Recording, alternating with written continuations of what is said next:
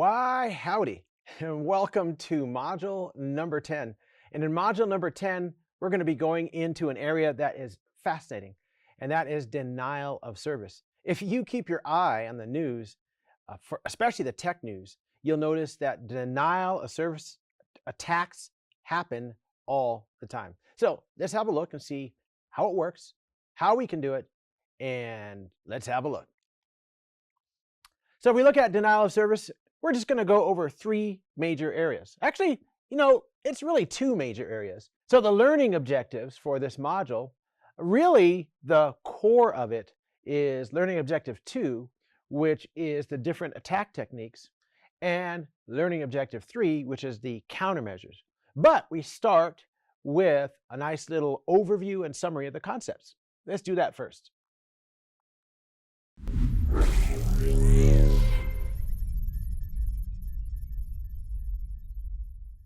Learning objective number 1. What is DOS and DDoS? DOS, for me, when I think of it, the first thing that pops into my head is disk operating system, from Microsoft back in the old days before Windows started. But in this case, we're talking about denial of service. And when we're talking about denial of service, what we're doing is we are flooding a resource so much so with a whole bunch of packets that resource is no longer available. And I want you to have a look at this slide because it puts together quite a lot of what's going on. Kevin Mitnick, he recently passed away, but he was the quintessential lone wolf hacker. Those days are almost gone. So let's go over here to this side here. We'll talk about what actually happens.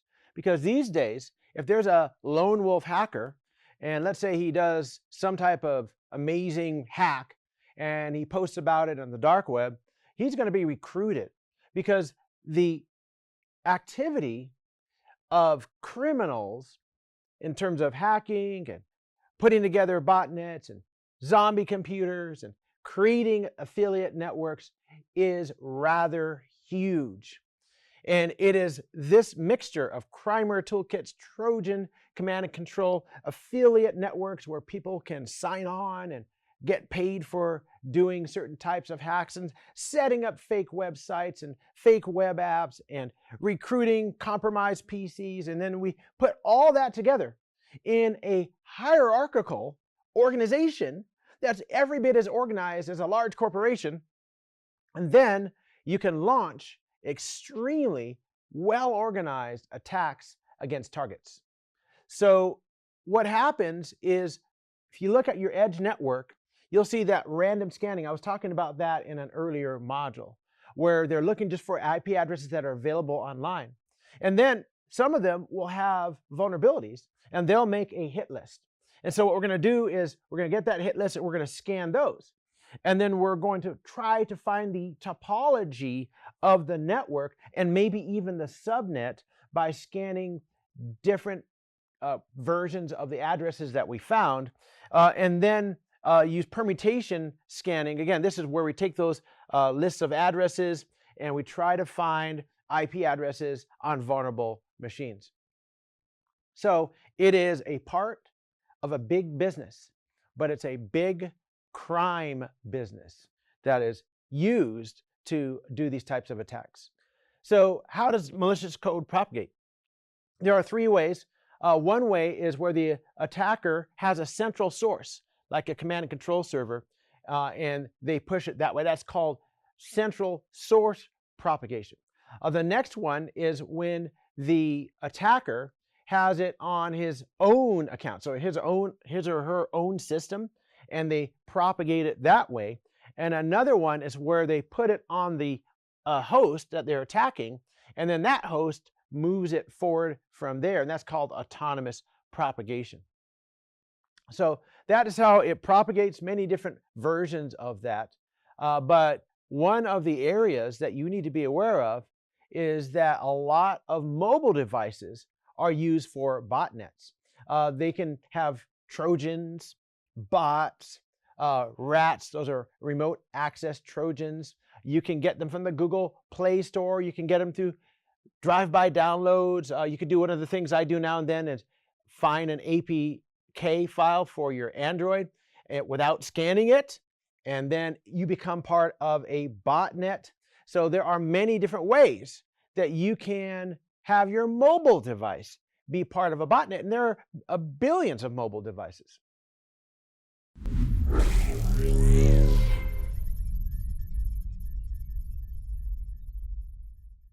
This is learning objective number 2, and here in learning objective number 2, we're going to look at some of the different attack techniques. Let's have a look. So in terms of attacks, there are 3 major types. Let's go to the one on the far left here, and that is a volumetric attack. Volumetric attack, if you see an attack and it says the attack was in kilobits, megabits, gigabits, terabits, attabits per second, then it's volumetric. So it's a flood. A lot of times we'll see these in amplification attacks. In fact, we'll look at amplification attacks in just a little while. There are a lot of ways to do an amplification attack, but you need a botnet. You need a bunch of zombie computers to make that happen. And a lot of the some of the largest attacks that have happened in the world are volumetric attacks. The next type of attack we see is a protocol attack. The protocol attack, you'll see it measured in packets per second. So if you see that, that's protocol. If you want to remember it for the exam, protocol packets, they both start with a P, right? So you can line that up. And that's going to be SYN flood. Certain types of fragmentation attacks will be in packets per second. And then we have another one that goes up to the application layer of the TCP/IP stack, and that is an application layer attack. And that's going to be in requests per second. Why do we call it requests per second? Well, if you look at the types of activity that we have within a web app or a web page, we are requesting. So there's an HTTP GET and POST exchange. That would be an application layer attack. So HTTP GET POST, slow LoRaWAN, attacks like that are application layer attacks. Additionally, you can use UDP and send a huge number of UDP datagrams at the target and do a UDP flood. You can also do an ICMP flood. ICMP is used for so many different types of attacks. We'll see some specific attacks in which it is used coming up. But ICMP is a very good tool, especially leveraged with zombie computers to make it happen. So there's a couple of attacks that have been around for a long time, and one is called the ping of death. For some reason, you have to say that because it has of death at the end of it, I think. But either way, the ping of death is an oversized packet attack. So if you look right down here, what we're going to do is 65535 should be the 538 would be the size that we would use here. And what we want to do is go beyond the packet size. So 538 is large, 510 is even larger than that. And what it will do is cause that target server to crash, but it doesn't work usually. I mean, most servers these days, workstations, are safeguarded against that. So that would be a ping of death, that 65538 or some large packet that causes it to crash. The next one is a Smurf attack.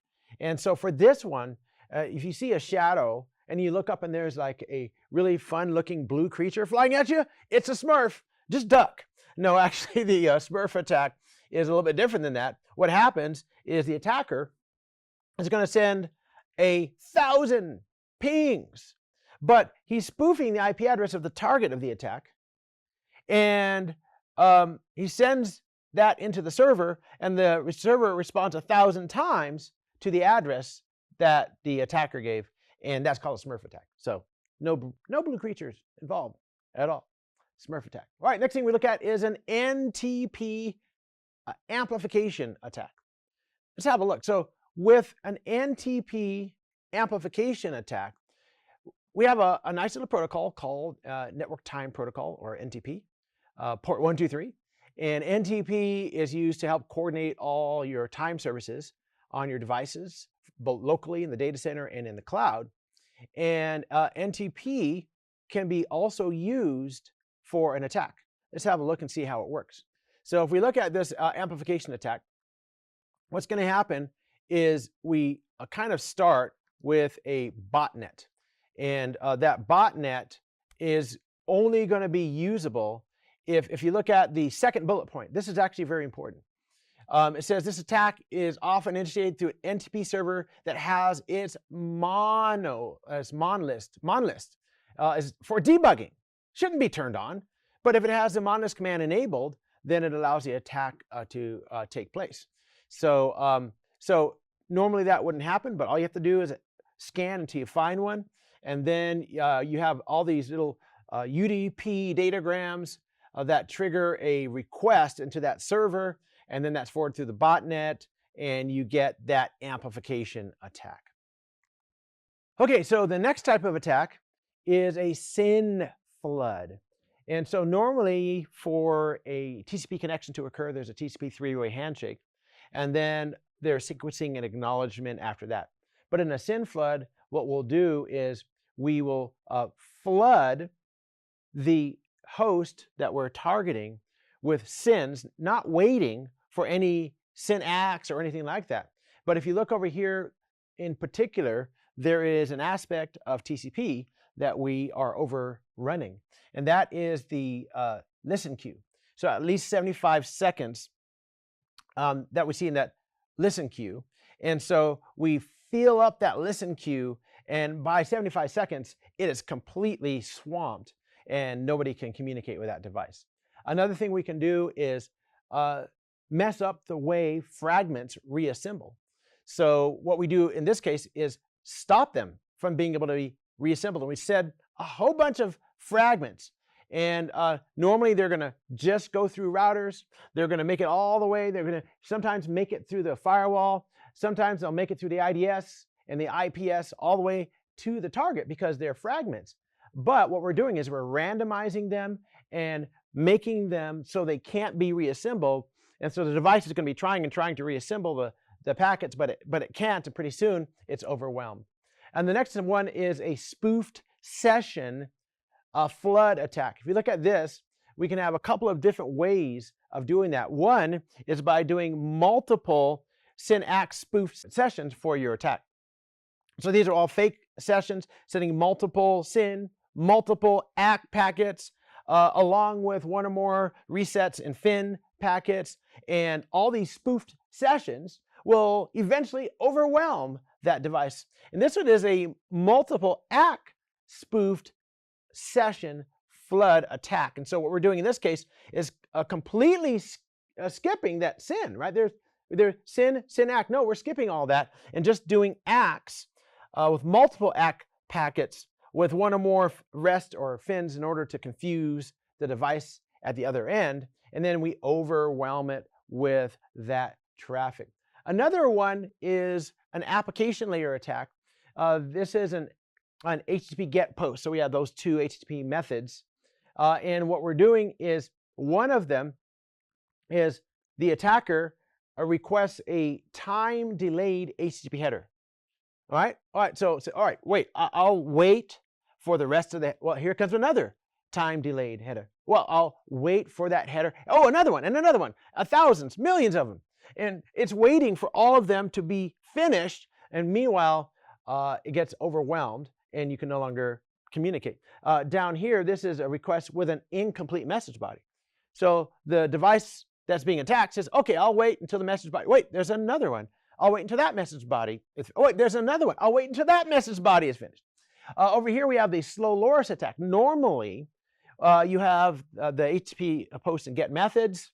We have a request, we have a response. But what we do with a slow LoRa's attack is we don't wait for any responses. We just overwhelm that listen queue with request after request, thousands, millions of requests. Often what will happen is it's not just one attack. So the attacker will use volumetric, protocol, and application-based attacks, both serially and parallelly. I just made that word up. It's really cool, parallelly.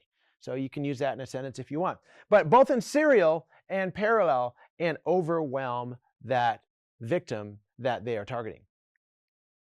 All right, there's another type of attack And I don't know if you've ever had the opportunity to do peer-to-peer networking. It's actually very useful under certain circumstances, but there's a protocol that's used for peer-to-peer networking called DC++.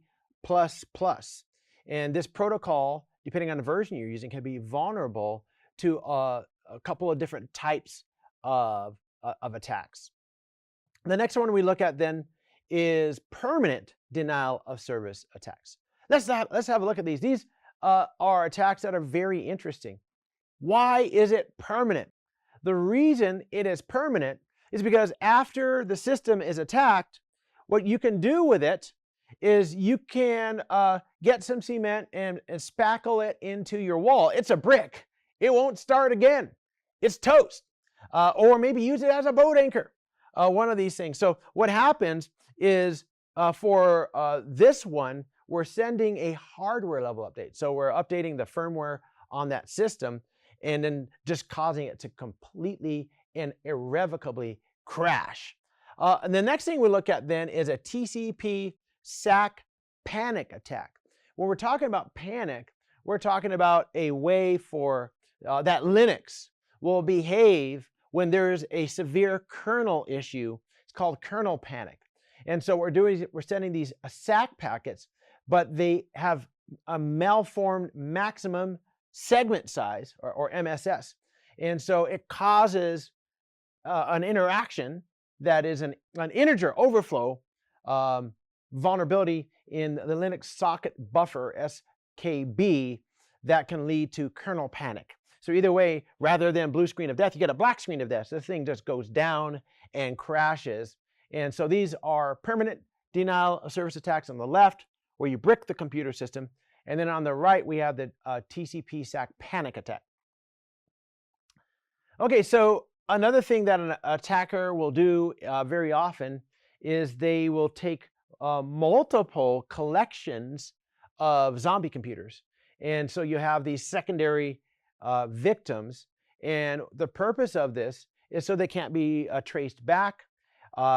They have more zombies to make use of in their pool. And the problem with it, though, is there are more people that are infected and taking part in this attack. Let's look at some tools for this. The first one we see is, I'm so bored. Have you heard that from a teenager before? Oh, I have too. But it's also an app, ISB, I'm so bored. It's a software utility that they can use to do TCP, UDP, ICMP attacks. If you look at this, it has a nice GUI. You can put all the stuff in there that you want, set your target, and then run the attack. Let's look at this one over here. This one is called DDoS, Ultra DDoS v2. Gives you a nice little GUI interface.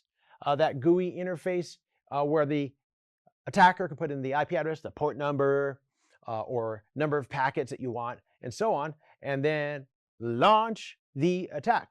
So these are newer apps. Some of the older apps that have been used for a long time that are actually still very cool would be HOIC and LOIC, the high orbit ion cannon and the low orbit ion cannon.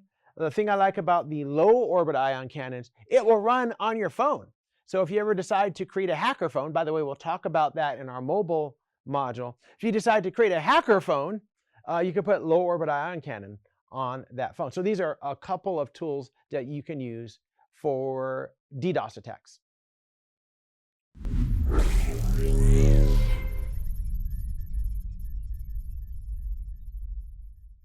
Okay, so we have DDoS attacks of various types, and now we want to be able to stop those attacks. That brings us to objective number 3, where we have DOS, DDoS countermeasures. Okay, for countermeasures, there's a lot you can do, but in some cases, there's not much you can do. I was, I think just last week or so, week and a half ago, there was yet another major attack on Microsoft.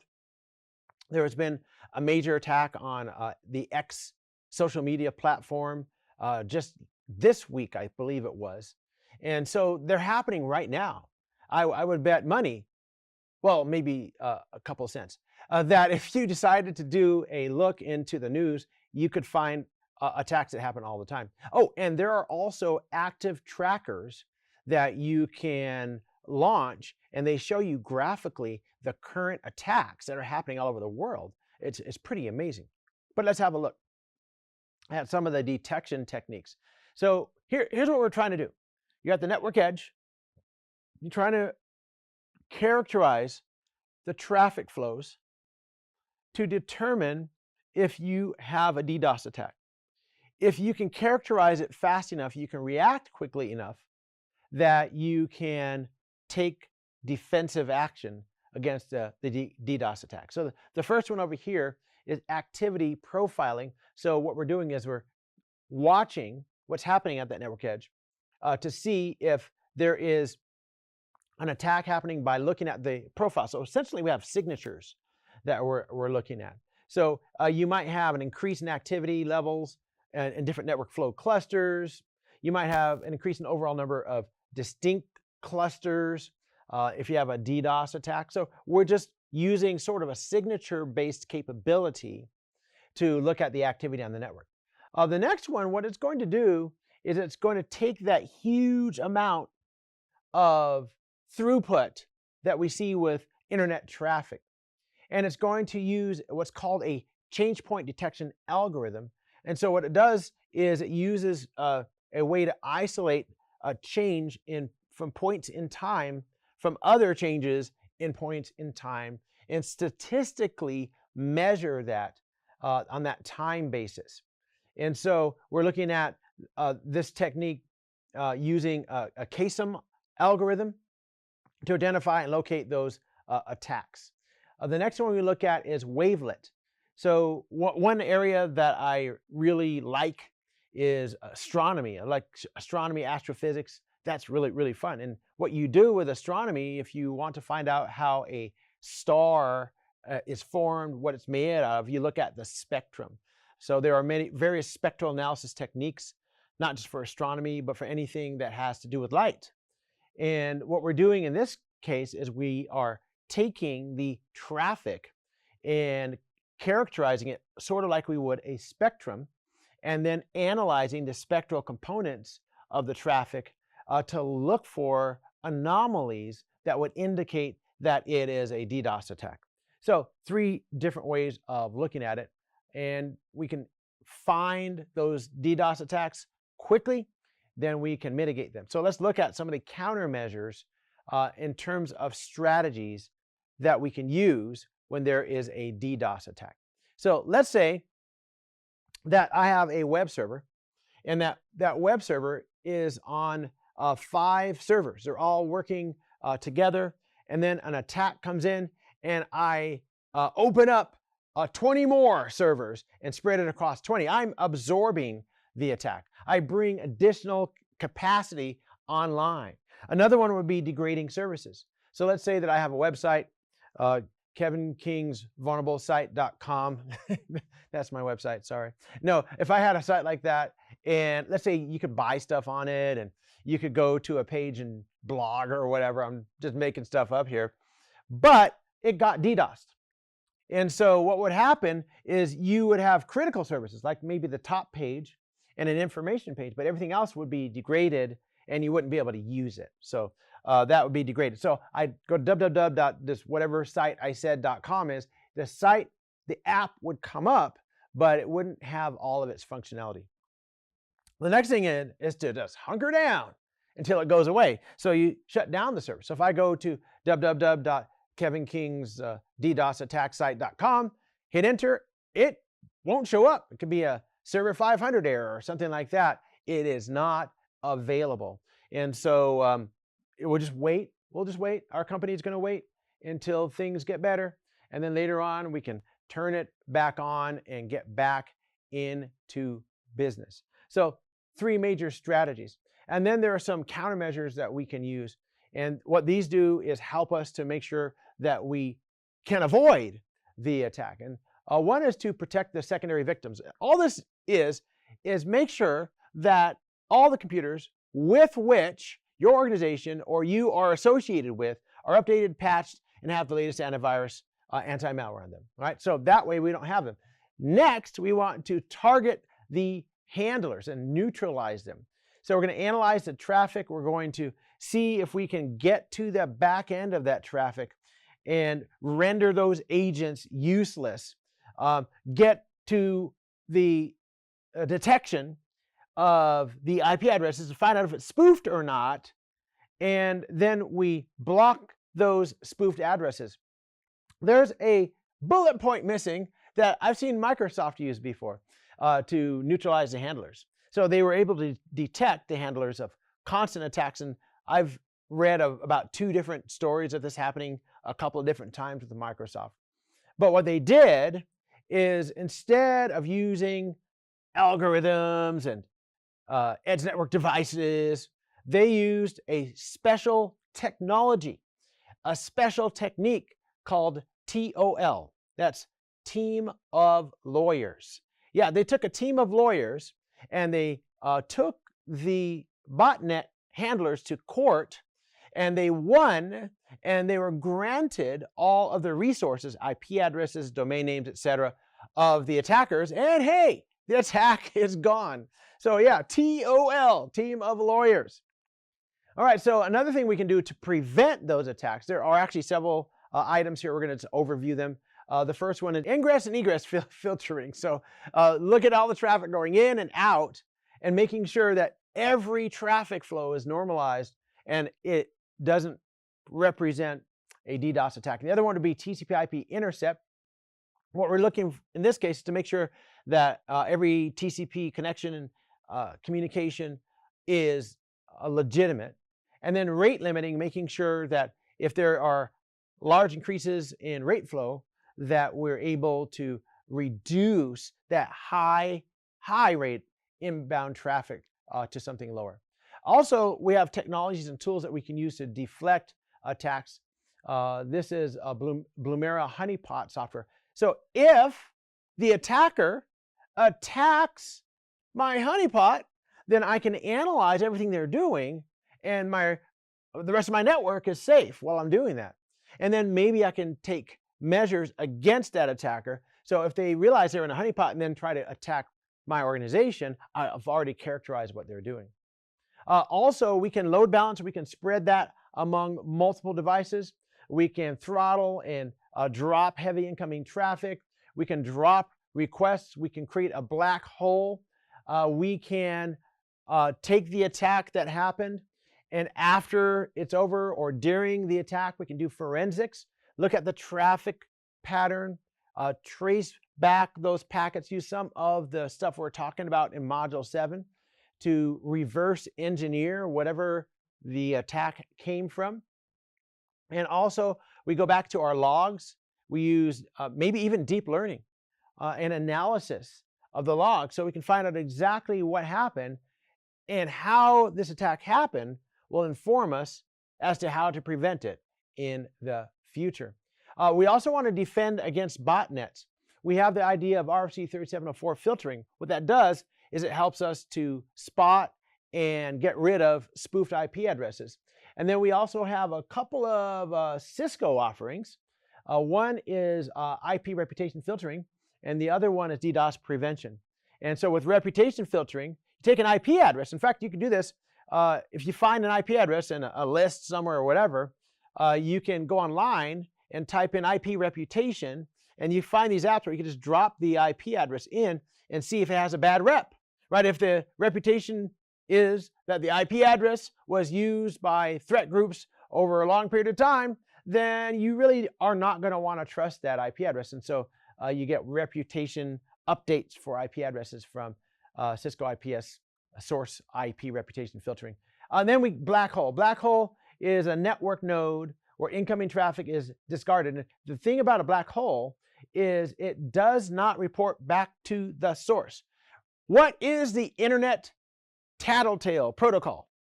ICMP. So ICMP will say, hey, you know what? There's a traffic is being dropped here. Oh, hey, traffic is being redirected here. Oh, there is traffic congestion, and it reports it back to the source, and then they can change the way they do things. And so a black hole, it just drops it, no ICMP, no other response back to the sender. So black holes are actually pretty good to have available for your network. Another area that you want to do is ask yourself this question: where is my internet connection coming from? It's coming from your ISP. So communicate with your ISP and say, hey, ISP, if my organization gets a DDoS attack, what can you do for me? And it may just turn out that your ISP has a variety of tools they can use to absorb, reflect, and deflect traffic. And you can bring those tools on board when there is a DDoS attack. There are also tools that you can use to protect. This is the Anti-DDoS Guardian. It's a nice little tool for IS servers, game servers, etc. DDoS Guardian, Gatekeeper, F5. They are a wonderful company. They used to make tornadoes, but okay, so they don't make tornadoes, but they used to make load balancers only. You know, load balancers that you have in hosting websites and applications. But now they go beyond balancers and they do things like you see here, DDoS protection. Over here, these are two very good tools, both Cloudflare and Akamai. One of Microsoft's worst attacks, they had an attack against GitHub, and they worked with Akamai and they redirected the attack into Akamai. And so Cloudflare, both of these companies do a great job with helping to safeguard your company, your organization, against a DDoS attack.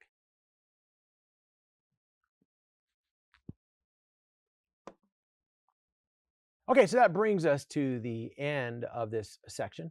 We looked at all kinds of things that you can do in terms of DDoS attacks, a little bit of DOS attacks where we deny service by flooding that system with so much stuff that the service is unavailable. And we looked at some of the tools that are involved in both conducting attacks and some of the tools that are involved with reflecting, deflecting, degrading, and stopping those attacks. We looked at some countermeasures, and now we can practice some of this in the lab. And so join me there for the lab. We'll go through some exercises, and then you can join me for the next module.